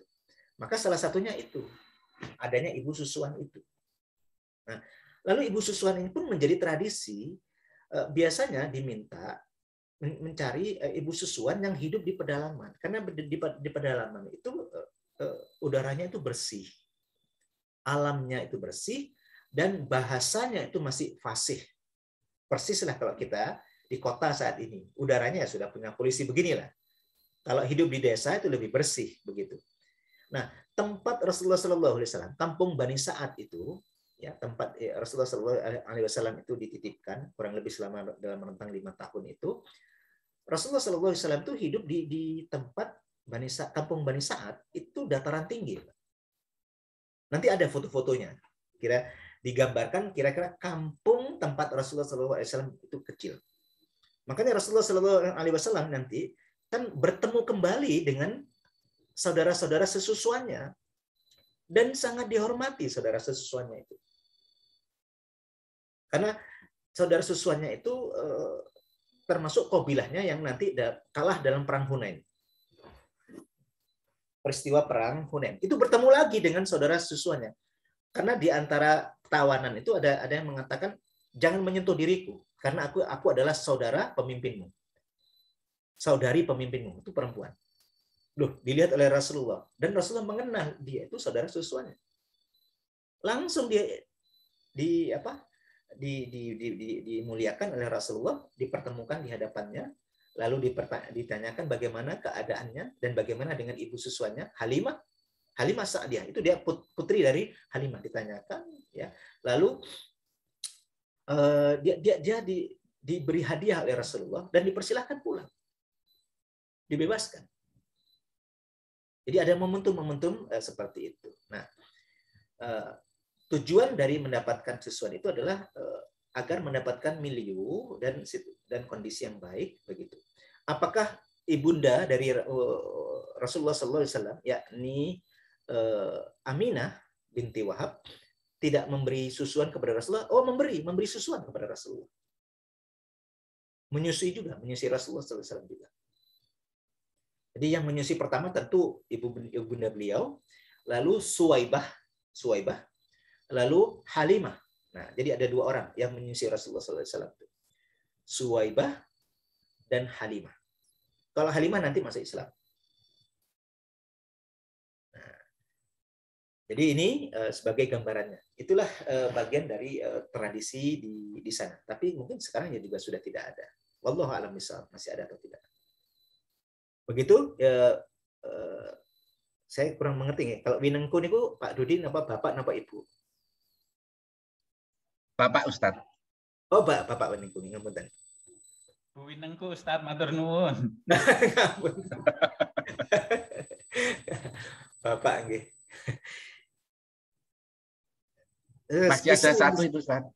Oke, kisah yang disampaikan saat tiba di Gua Sur dan dilindungi Allah dengan sarang lewat itu sangat terkesan sejak saya zaman SD dan baru jelas runtutan ceritanya sekarang. Oke, alhamdulillah Bu Yuta. Jadi alhamdulillah jika itu bisa. Oh, masih ada ya? Masih ada. Dari Anin itu, Ustaz. Oke.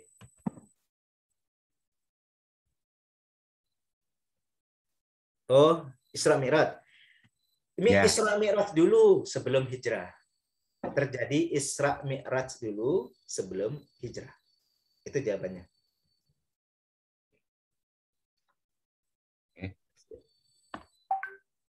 Maka sebelum ditutup, satu pertanyaan lagi.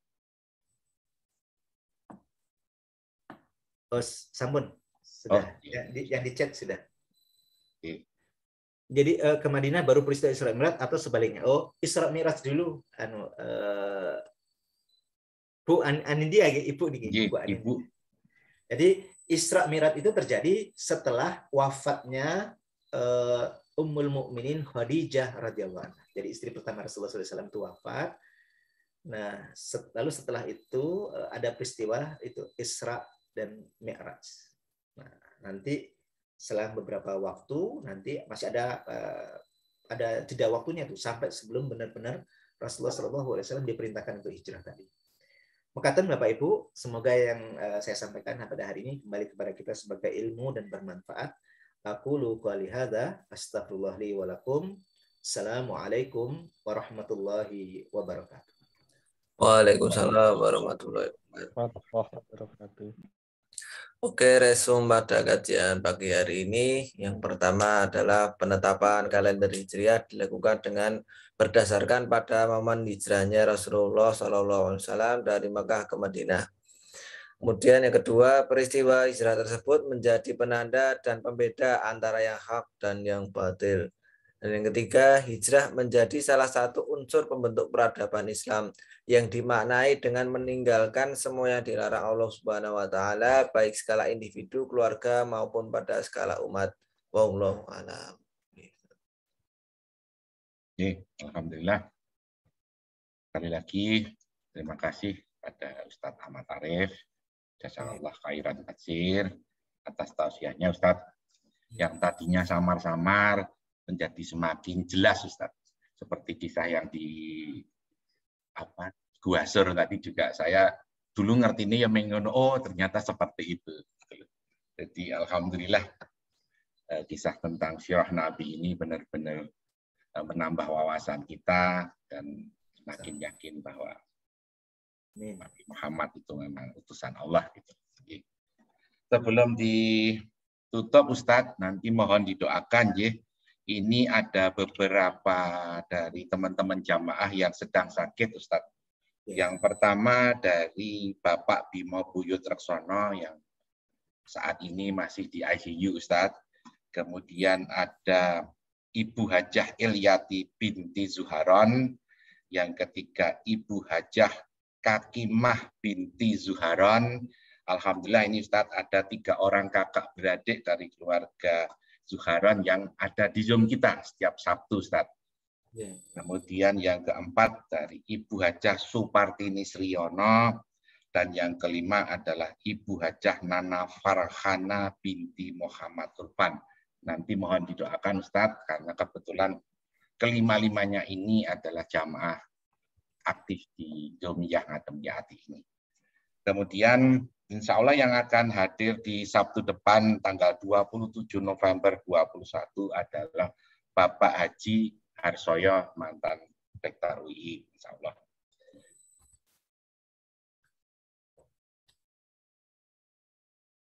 Sampai 64 Ustaz. Alhamdulillah kita berada di zona nyaman sekitar 60 sampai 70.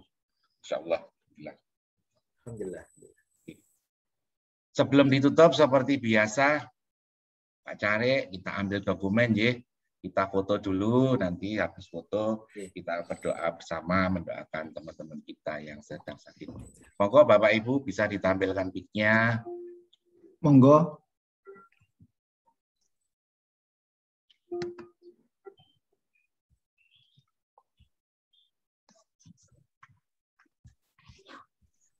Yes. Ya, 1, 2, 3.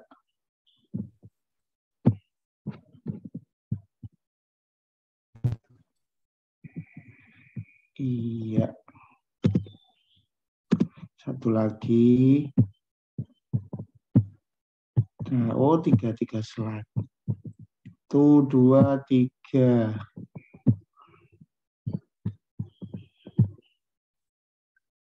Slide terakhir.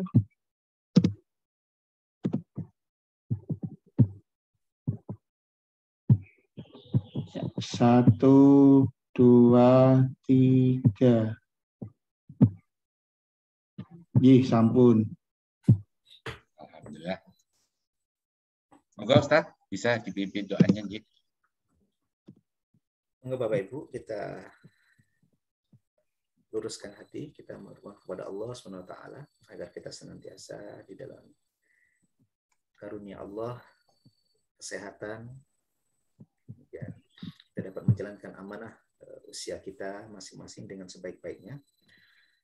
Allahumma salli ala Muhammad wa sallim wa radiyallahu ta'ala an kulli sahabati Rasulillah ajma'in walhamdulillahi rabbil alamin. Allahumma firril mu'minina wal mu'minat wal muslimina wal muslimat al ahya'i minhum wal amwat innaka sami'un qaribun mujibud da'awat ya qadirul hajat. Allahumma fir lana wa li walidin warhamhum kama rabbawna shighara. Allahumma a'inna ala dzikrika wa syukrika wa husni ibadatik. Allahumma arinal haqqa haqqan warzuqna ittiba'ah wa arinal batila batilan warzuqna ijtinabah. Rabbana atina min ladunka rahmah wa hayyi' lana min amrina rasyada. Allahumma rabban nas adhibil ba'sa ishfihim anta syafi la shifaa illa shifauka shifaan la yughadiru saqaman shifaan la yughadiru saqaman wala alam. Allahumma rabban nas adhibil ba'sa ishfihim, ya Allah sembuhkanlah mereka ya Allah, ishfihim wa anta syafi la shifaa illa shifauka shifaan la yughadiru saqaman. Rabbana atina min ladunka rahmah wa hayyi' lana min amrina rasyada. Rabbana hab lana min azwajina wa dhurriyyatina qurrata a'yun waj'alna lil muttaqina imama. Rabbana atina fid dunya hasanah wa fil akhirati hasanah wa qina adzabannar. Subhana rabbika rabbil izzati amma yasifun. Wassalamu alal mursalin walhamdulillahi rabbil alamin. Amin ya rabbal alamin. Alhamdulillah. Sekali lagi kami ucapkan terima kasih Ustaz atas kehadirannya pada pagi hari ini. Saya Muhammad Dudi serta Eko Putranto dan Glendy Rizaldi. Mohon maaf yang sebesar-besarnya kalau masih banyak kekurangan dan kesalahan dari kami, baik yang disengaja maupun tidak. Monggo marilah pengajian pada pagi hari ini kita tutup bersama-sama dengan membaca doa kafaratul majlis. Subhanakallahumma astaghfiruka wa atubu ilaik. Terima kasih banyak. Sampai bertemu kembali di Sabtu depan di jam dan di waktu yang sama. Matur nuwun Bapak Ibu. Assalamualaikum warahmatullahi wabarakatuh. Waalaikumsalam warahmatullahi wabarakatuh. Oke, matur nuwun semuanya. Nuwun Ustaz, Mas Budi dan Bapak Ibu. Nuwun Ustaz. Matur nuwun. Assalamualaikum. Waalaikumsalam. Izin live. Nggih, Pak Dudi. Nggih. Assalamualaikum warahmatullahi wabarakatuh. Waalaikumsalam. Izin pamit. Assalamualaikum. Waalaikumsalam. Matur nuwun Mbak Nur. Sami-sami.